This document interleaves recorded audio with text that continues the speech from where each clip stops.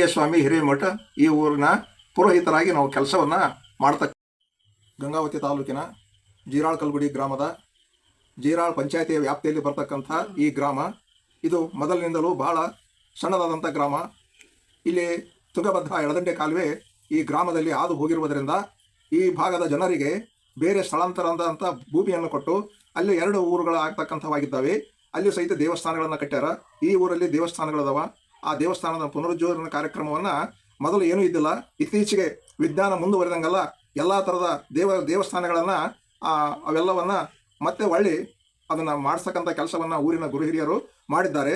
ಅದರಲ್ಲಿ ನಮ್ಮ ಗ್ರಾಮದ ವ್ಯಾಪ್ತಿಯಲ್ಲಿ ಬರ್ತಕ್ಕಂಥ ಊರಿನಿಂದ 1 ಕಿಲೋಮೀಟರ್ ದೂರದಲ್ಲಿರ್ತಕ್ಕಂಥ ಲಕ್ಕಮ್ಮ ದೇವಿ ಮತ್ತು ಅಕ್ಕಮ್ಮ ದೇವಿಯ ದೇವಸ್ಥಾನ ಮಾತ್ರ ಬಹು ಪ್ರಸಿದ್ಧವಾಗಿರ್ತಕ್ಕಂಥದ್ದು. ಅದು ಮೊದಲು ಯಾವ ಕಾಲದಲ್ಲಿ ಬಂದಿದೆ, ಆದಿ ಮಧ್ಯ ಅಂತ್ಯರಹಿತ ಅಂತಕ್ಕಂಥ ಒಂದು ವೇದದೊಳಗೆ ಹೇಳಿರ್ತಕ್ಕಂಥ ಕಾರ್ಯಕ್ರಮದಾಗ ಅವಾಗ ಅಲ್ಲಿ ಉದ್ಭವ ಆಗಿರ್ತಕ್ಕಂಥ ದೇವಿ ನನ್ನ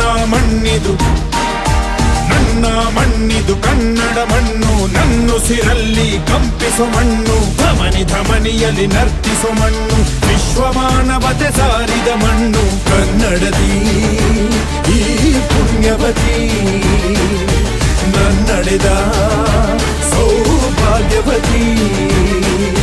ನನ್ನ ಮಣ್ಣಿದು ಕನ್ನಡ ಮಣ್ಣು, ನನ್ನುಸಿರಲ್ಲಿ ಕಂಪಿಸೋ ಮಣ್ಣು, ಧಮನಿ ಧಮನಿಯಲ್ಲಿ ನರ್ತಿಸೋ ಮಣ್ಣು, ವಿಶ್ವಮಾನವತೆ ಸಾರಿದ ಮಣ್ಣು ಕನ್ನಡದಿ ಈ ಪುಣ್ಯವತಿ, ನನ್ನಡೆದ ಸೌಭಾಗ್ಯವತಿ.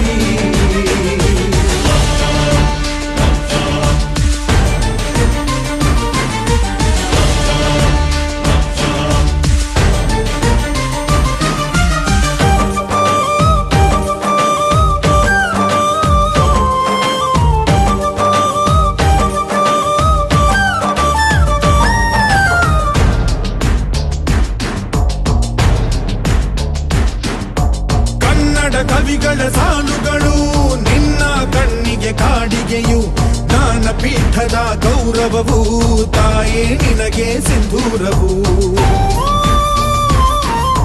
ಜನಪದ ಕಲೆಗಳ ಸಿಂಚನವೇ ಕನ್ನಡಾಂಬೆಯ ಕೈಬಳೆಯು, ಮನುಕುಲ ಮೆಚ್ಚುವ ನಾಟ್ಯ ಕಲೆ ಅವಳ ಕಾಲ್ಗಳಿಗಂದುಗೆಯು. ಮಲೆನಾಡ ಹಸಿರಸಿರಿ ನಿನ್ನ ಒಡಲಿಗೆ ಉಡುಗೆಗಳು, ಶಿಲ್ಪಿಗಳ ಶಿಲ್ಪಕಲೆ ಮಾತೆ ನಿನಗೆ ಒಡವೆಗಳು.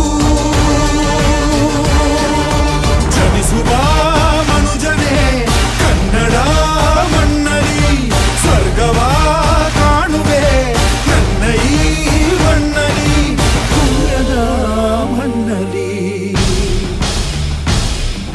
ನನ್ನ ಮಣ್ಣಿದು